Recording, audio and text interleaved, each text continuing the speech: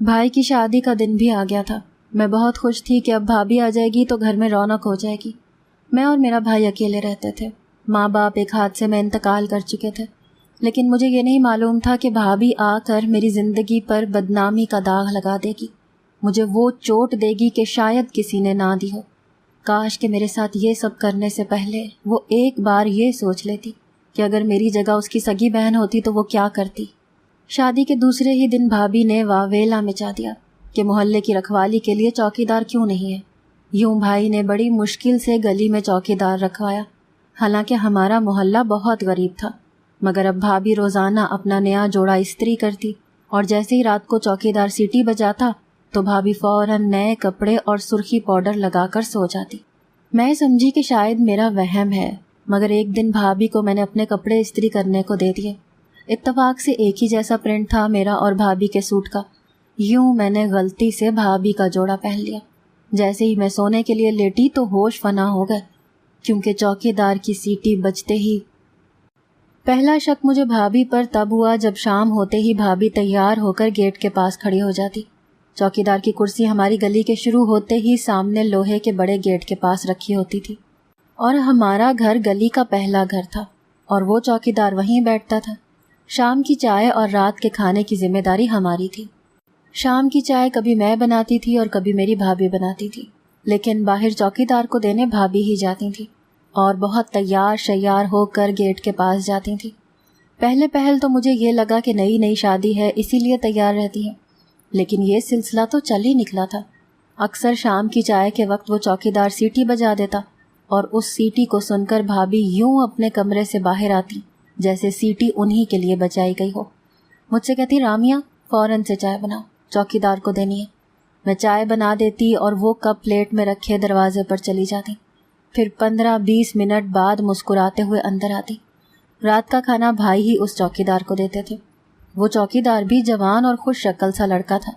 مجھے اچھا نہیں لگتا تھا کہ بھابھی اس کے پاس 20-20 منٹ یوں میک اپ کر کے کھڑی رہے۔ ایک بار میں نے چائے بنائی اور بھابھی سے کہا کہ آج چائے میں چوکیدار کو دے دیتی ہوں۔ یہ ایک عام سی بات تھی، لیکن بھابھی تو میری بات سنتے ہی مجھ سے اکھڑ کر بولی، کوئی ضرورت نہیں ہے تمہیں باہر جانے کی، جوان جہان لڑکا ہے، تم اسے چائے دیتی اچھی لگو گی۔ وہ مجھ سے تلخ لہجے سے بولی۔ میں نے دل میں سوچا تو کیا خود وہ جوان نہیں ہے؟ میں تو پھر سادگی میں ہوتی ہوں اور وہ یوں تیار ہو کر باہر جاتی ہیں جیسے بھائی کے بجائے وہ چوکیدار ان کا شوہر ہو۔ مجھے یہ سب بہت برا سا لگنے لگا تھا۔ بھائی کی آمد پر بھابھی ایسی بے قراری ظاہر نہیں کرتی تھی جیسی اس چوکیدار کی سیٹی سن کر کرتی تھی۔ نہ جانے کیوں نہ چاہتے ہوئے بھی مجھے بھابھی کی حرکتیں دیکھ کر شک سا ہونے لگا تھا۔ ایک تو ہمارا محلہ بھی غریب سا تھا، لوگ کسی چوکیدار کی تنخواہ اور کھانے پینے کی ذمہ داری نہیں لینا چاہتے تھے، لیکن بھابھی نے شادی کے دوسرے ہی دن بھائی سے کہہ دیا تھا کہ اسے ہماری گلی سے خوف سا آتا ہے، اسی لیے چوکیدار رکھوا کے دے۔ اس کے میکے میں بھی چوکیدار ہوتا تھا، اسی لیے گلی کی حفاظت رہتی تھی۔ بھائی نے ایک چوکیدار رکھ دیا۔ محلے کے کئی گھروں نے اسے تنخواہ دینے سے انکار کر دیا تھا، اسی لیے اسے تنخواہ بھی زیادہ ہی دیتے تھے اور کھانا چائے کی ذمہ داری بھی ہماری تھی۔ ایک بار رات کا کھانا کم پڑ گیا تھا، میں اور بھائی کھانا کھا چکے تھے، بس بھابھی نے نہیں کھایا تھا، لیکن جب چوکیدار کھانا لینے آیا تو بھابھی کا سالن نکالنے کے بعد کھانا کم بچ رہا تھا۔ بھائی نے کہا کہ میں چوکیدار کو کھانے سے منع کر دیتا ہوں، لیکن بھابھی کی بے چینی بڑھنے لگی۔ فوراً سے بولی کہ شہاب آپ میرا کھانا اسے دے دیں، مجھے بھوک نہیں ہے۔ لیکن وہ کیسے بھوکا رہ سکتا ہے، اسے بھوک کے مارے نیند نہیں آئے گی۔ بھابھی نے جلدی سے اپنا سالن بھی اس چوکیدار کی پلیٹ میں ڈال دیا۔ اس بار تو یہ بات میرے ساتھ ساتھ بھائی نے بھی محسوس کی، لیکن بولے کچھ نہیں۔ بھابھی کی بڑھتی ہوئی بے قراری کو اب بھائی بھی محسوس کرنے لگے تھے۔ ایک بار کہنے لگے، شام کی چائے کے پیسے میں چوکیدار کو دے دیا کروں گا، وہ چائے بازار سے ہی لے لیا کرے گا۔ بھائی کہنے لگیں کہ بازار سے دینے کی کیا ضرورت ہے جب ہم گھر سے چائے دیتے ہیں تو۔ بھائی نے کہا، مجھے اچھا نہیں لگتا تم اسے چائے دینے باہر تک جاؤ۔ اس بات پر بھابھی چپ ہو گئی۔ ایک بار یہ پتا چلا کہ چوکیدار کو بخار ہو گیا ہے۔ یہ سن کر تو بھابھی یوں بے چین تھی جیسے چوکیدار سے ان کا کوئی گہرا رشتہ ہو۔ بھائی سے کہہ کر اس کی دوا بھی منگوائی کہ غریب لڑکا ہے، ہم خیال نہیں رکھیں گے تو اور کون رکھے گا۔ ایک بار میں صبح اٹھی تو بھابھی دلیا بنا رہی تھی۔ میں نے کہا، آپ کی طبیعت تو ٹھیک ہے بھابھی، دلیا کون کھائے گا؟ جس طرح سے بھابھی کا چہرہ مرجھایا ہوا تھا مجھے لگا شاید وہ بیمار ہے۔ کہنے لگی، نہیں میں نہیں کھاؤں گی، میں تو ٹھیک ہوں، لیکن وہ چوکیدار بیمار ہے۔ یہ سن کر میرا دماغ چکرانے لگا۔ اب تو مجھے 100% یقین ہونے لگا تھا کہ کوئی چکر تو ضرور ہے۔ جیسے ہی وہ چوکیدار کی سیٹی کی آواز سنتی تھی، لگتا تھا وہ سیٹی میں ان کے لیے کوئی پیغام چھپا ہے۔ وہ فوراً سے بے تاب سی نظر آنے لگتی۔ ایک بار میں نے بھابھی جیسے کپڑے خریدے۔ بھابھی اپنے کپڑے استری کر رہی تھیں، میں نے انہیں کہا کہ وہ میرے کپڑے بھی استری کر دیں۔ ہمارے کپڑے ایک جیسے تھے، بس ذرا سا پرنٹ کا فرق تھا، اسی لیے میں نے بھابھی کے کپڑے پہن لیا۔ مجھے یہ جاننا تھا کہ وہ چوکیدار بھی بھابھی کے ساتھ کوئی چکر چلا رہا ہے یا نہیں، کیونکہ بھابھی وہی جوڑا بہت دفعہ پہن کر اس چوکیدار کو چائے دینے جا چکی تھی۔ بھائی بھابھی گھر پر موجود نہیں تھے۔ وہ چوکیدار کھانا لینے آیا تو میں اسے کھانا دینے چلی گئی۔ میں نے اپنا چہرہ دوپٹے سے ڈھانپ لیا تھا۔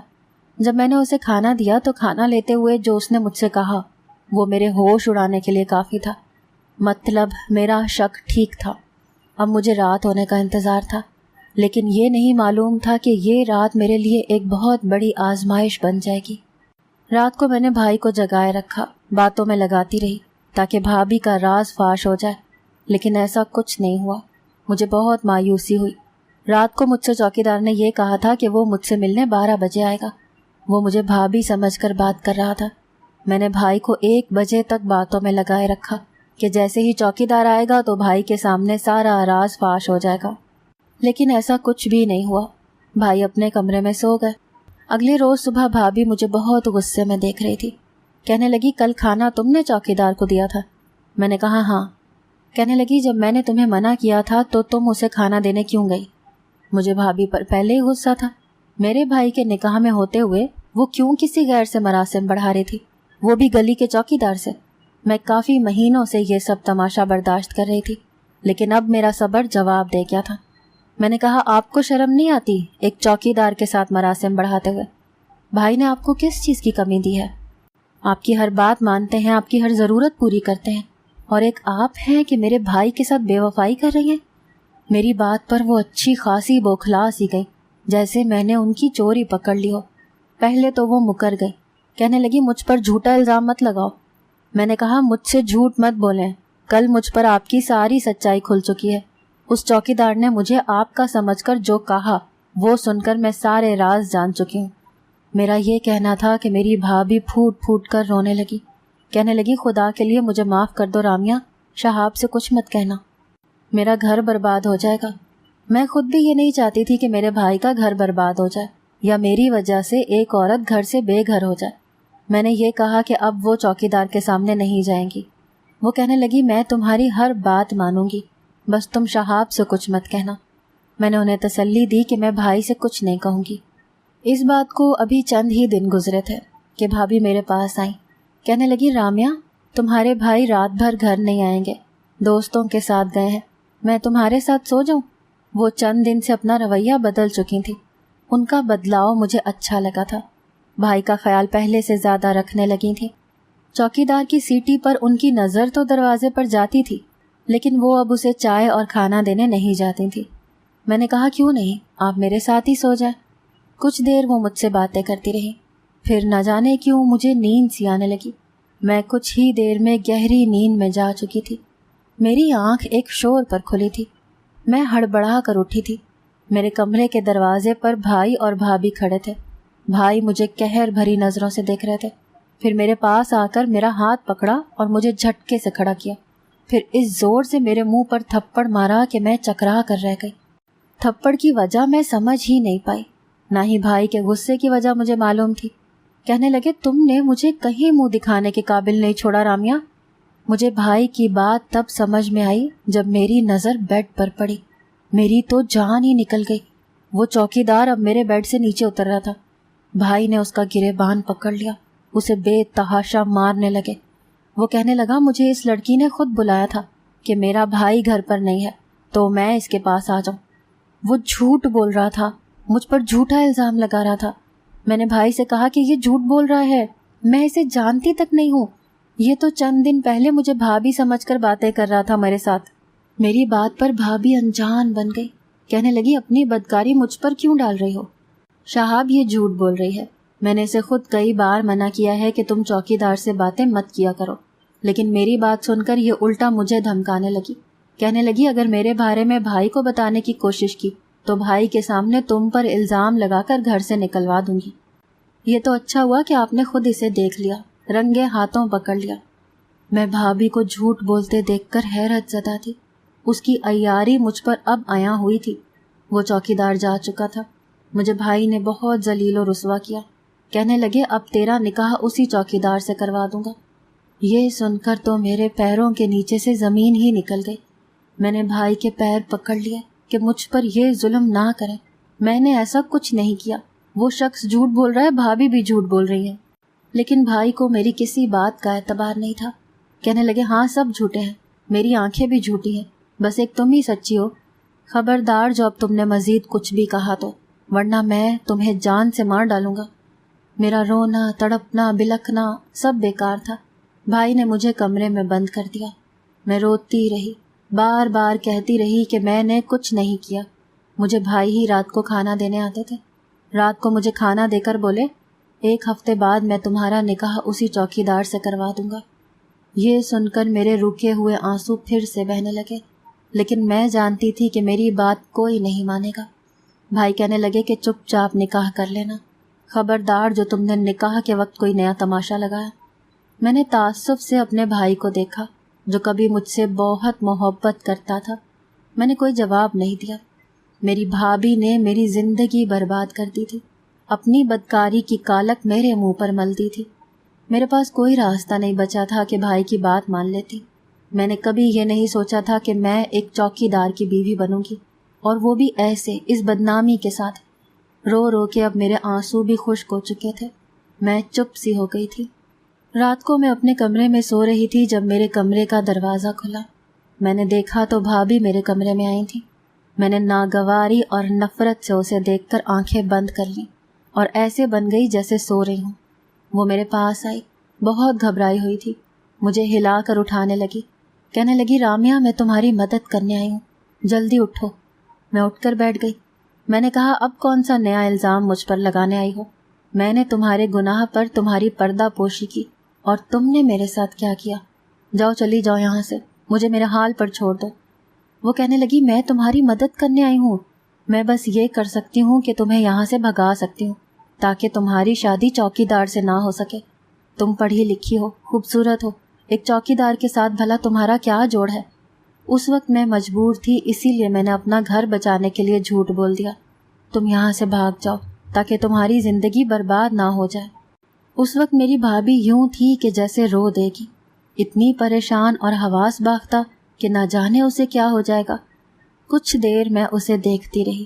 وہ مجھے خاموش دیکھ کر بولی کہ سوچو مت رامیہ، جلدی کرو، اگر تمہارے بھائی اٹھ گئے تو غضب ہو جائے گا، میرا بھائی بدنام ہو جائے گا۔ میری بات سن کر وہ دنگ سی رہ گئی۔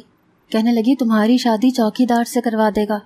میں نے کہا کوئی بات نہیں، وہ میری شادی جس سے بھی کروا دے، لیکن میں اپنے بھائی کی عزت کو داؤ پر لگا کر کہیں نہیں جاؤں گی۔ نہ جانے کیسی بے چینی تھی اس کے اندر کہ وہ رونے لگی، میری منت سماجت کرنے لگی کہ میں بھاگ جاؤں اور چوکیدار سے شادی نہ کروں، لیکن میں نے اس کی بات نہیں مانی۔ بالآخر وہ رو دھو کر چلی گئی۔ اس کے بعد وہ میرے کمرے میں نہیں آئی۔ میرے نکاح کا دن بھی آن پہنچا۔ میں نے خود کو حالات کے حوالے کر دیا تھا۔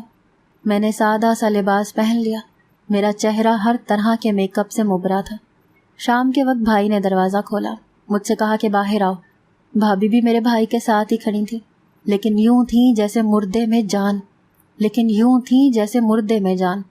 رنگت ایک دم سے پھیکی پڑ چکی تھی، وہ ایک دم چپ تھی، لیکن ایک کرب اور اذیت اس کے چہرے پر آیا تھی۔ میں سمجھ گئی کہ چوکیدار سے محبت سے دستبرداری اس سے برداشت نہیں ہو رہی تھی۔ وہ نہیں چاہتی تھی کہ میں اس کی محبت کو پالوں۔ نہ جانے کیوں اس وقت مجھے اس بات کا بالکل افسوس نہیں تھا، نہ اس بات کا کہ میرا نکاح چوکیدار سے کیوں ہو رہا ہے۔ میں باہر نکل کر ڈرائنگ روم میں بیٹھ گئی، جہاں وہ چوکیدار بھی اپنے چند دوستوں کے ہمراہ بیٹھا تھا، نکاح خواں بھی تھا۔ چہرے سے لگ رہا تھا کہ چوکیدار بہت خوش ہے، حالانکہ اسے بھی بھابھی کی طرح اداس ہونا چاہیے تھا، لیکن وہ مجھے دیکھ کر یوں لگ رہا تھا کہ اس کی خوشی کا کوئی ٹھکانہ ہی نہ رہا ہو۔ بار بار مجھے دیکھ کر مسکرا رہا تھا۔ اس کے چہرے کی چمک، آنکھوں کی وارفتگی مجھے بری تو بہت لگ رہی تھی، لیکن میں یہ دیکھ کر حیران تھی کہ وہ خوش ہے کیوں، اگر وہ میری بھابھی سے محبت کرتا تھا اور میری بھابھی کے کہنے پر میرے ساتھ یہ ڈرامہ رچایا تھا تو اسے بھی رنجیدہ اور اداس ہونا چاہیے تھا۔ میں عجیب سی کشمکش کا شکار تھی۔ میرے بھائی نے چوکیدار سے کہا کہ نکاح ہوتے ہی وہ مجھے اپنے ساتھ اپنے گاؤں لے جائے گا اور دوبارہ میرا بھائی میری شکل بھی نہیں دیکھنا چاہتا، اس لیے وہ مجھے کبھی بھی واپس یہاں نہیں لائے گا۔ اس بات نے میرا دل آخری بار تڑپایا تھا۔ یہ میرا وہ بھائی تھا جو مجھ پر جان چھڑکتا تھا، جو اب دوبارہ میری شکل بھی دیکھنا نہیں چاہتا تھا۔ نکاح کا مرحلہ بھی شروع ہو گیا۔ نکاح خوان نے نکاح کا خطبہ شروع کیا۔ میں غائب دماغی سے سنتی رہی۔ ایجاب و قبول کا وقت بھی آ گیا۔ مجھ سے پوچھا گیا کہ مجھے مظہر خان سے نکاح قبول ہے۔ پہلی بار مجھے یہ معلوم ہوا کہ اس چوکیدار کا نام مظہر خان ہے۔ میں نے کہا قبول ہے۔ میں نے پہلا ہی اقرار کیا تھا کہ میری بھابھی۔ وہ چوکیدار خاموشی سے سامنے بیٹھا تھا، باقی سب لوگ اٹھ کر جا چکے تھے۔ میری بھابھی بھائی کے قدموں میں بیٹھی سسکیوں سے رو رہی تھی۔ میرا بھائی کرسی پر کسی بے جان بت کی طرح سے بیٹھا تھا۔ جب میں نے پہلا اقرار کیا تھا تو بھابھی چلانے لگی تھی، چوکیدار کی طرف اشارہ کر کے کہنے لگی کہ یہ میری محبت ہے، میں اس کے بغیر نہیں رہ سکتی، یہ بھی مجھ سے محبت کرتا ہے۔ مجھے بھابھی کی بات پر حیرت نہیں ہوئی تھی، کیونکہ ان کی اضطراری حالت دیکھ کر میں سمجھ گئی تھی کہ وہ میرا نکاح ہرگز نہیں ہونے دیں گی۔ لیکن حیرت مجھے اس چوکیدار کو دیکھ کر ہوئی تھی، جو یہ سب سن کر کھڑا ہو گیا، کہنے لگا کہ یہ عورت جھوٹ بول رہی ہے، میں اس سے محبت نہیں کرتا، اور ویسے بھی یہ شادی شدہ ہے، مجھے یہ لڑکی پسند ہے۔ وہ میری طرف اشارہ کر کے بولا۔ یہ سن کر میری بھابھی اس چوکیدار کے پاس آ گئی، کہنے لگی وسیم ایسے مت کہو، تم مجھ سے ہی محبت کرتے ہو، میں بھی صرف تمہیں چاہتی ہوں، تم ہر بار مجھے یوں چھوڑ کر نہیں جا سکتے۔ بھابھی بلک بلک کر روتے ہوئے اس کی منتیں کر رہی تھی، کہہ رہی تھی کہ وہ اسے یہاں سے کہیں بہت دور لے جائے۔ وہ چوکیدار کئی قدم میری بھابھی سے پیچھے ہٹ گیا، کہنے لگا کہ سب لوگ واپس جا چکے ہیں۔ چوکیدار بولا کہ وہ وسیم نہیں ہے، اس کا نام مظہر خان ہے اور وہ ایک پٹھان ہے، اور پٹھان کبھی شادی شدہ عورت کو ایسی نظر سے نہیں دیکھ سکتا، اس کی غیرت اس بات کو گوارا نہیں کرتی۔ وہ تو مجھے دیکھ کر میری محبت میں مبتلا ہو گیا تھا۔ پہلے اس نے بہت چاہا کہ اسے میری محبت سے چھٹکارا مل جائے، لیکن جب اس کے بس میں نہیں رہا تو وہ ہمارے گھر کی ٹوہ میں لگا رہنے لگا۔ پھر کہنے لگا کہ میں کبھی اسے چائے دینے نہیں آتی تھی کہ وہ مجھ سے اپنی محبت کا اظہار کر سکتا۔ ایک دن میری بھابھی اور بھائی گھر پر نہیں تھے تو اس نے موقع دیکھ کر مجھ سے کھانا مانگا تاکہ وہ مجھ سے بات کر سکے۔ جب میں نے اسے کھانا دیا تو اس نے کہا کہ وہ 12 بجے مجھ سے ملنے آئے گا، لیکن 12 بجے اسے ہمارے گھر سے بھائی کی باتوں کی آوازیں آ رہی تھیں، اسی لیے وہ واپس چلا گیا۔ لیکن جب اس کی بے بسی بڑھنے لگی اور وہ مجھے چھوڑنا نہیں چاہتا تھا، اور وہ یہ بھی جانتا تھا کہ وہ مجھے آسانی سے نہیں پا سکتا، اسی لیے اس نے غلط راستہ اپنایا تھا۔ بھائی جب گھر سے گئے تھے تو یہ کہہ کر گئے تھے کہ وہ دیر سے آئیں گے، وہ گھر کا خیال رکھے، اسی لیے وہ میرے پاس آ کر جان بوجھ کر لیٹ گیا تھا تاکہ بھائی مجھ پر شک کریں اور میرا مجبوراً اس سے نکاح کرتے ہیں۔ میری بھابھی یہ سب سن کر رونے لگی، کہنے لگی وہ وسیم سے بہت محبت کرتی تھی، جب وہ سیٹی بجاتا تھا تو بھابھی بے چین ہو جاتی تھی۔ وہ ہمارے گھر کے باہر چوکیداری کرتا تھا، بھابھی اس سے محبت کرنے لگی تھی۔ اس وقت بھابھی بھی کم عمر تھی اور چوکیدار بھی بھابھی کو بہت چاہتا تھا، لیکن بھابھی کے گھر والوں نے اس لڑکے کو بہت مارا، یہاں تک کہ اس نے خودکشی کر لی۔ بھابھی اس کے غم میں نفسیاتی سی ہو گئی تھی، چوکیدار کی سیٹی کی آواز سن کر بے چین ہو جاتی تھی، تیار ہو کر گیٹ پر کھڑی ہو جاتی تھی۔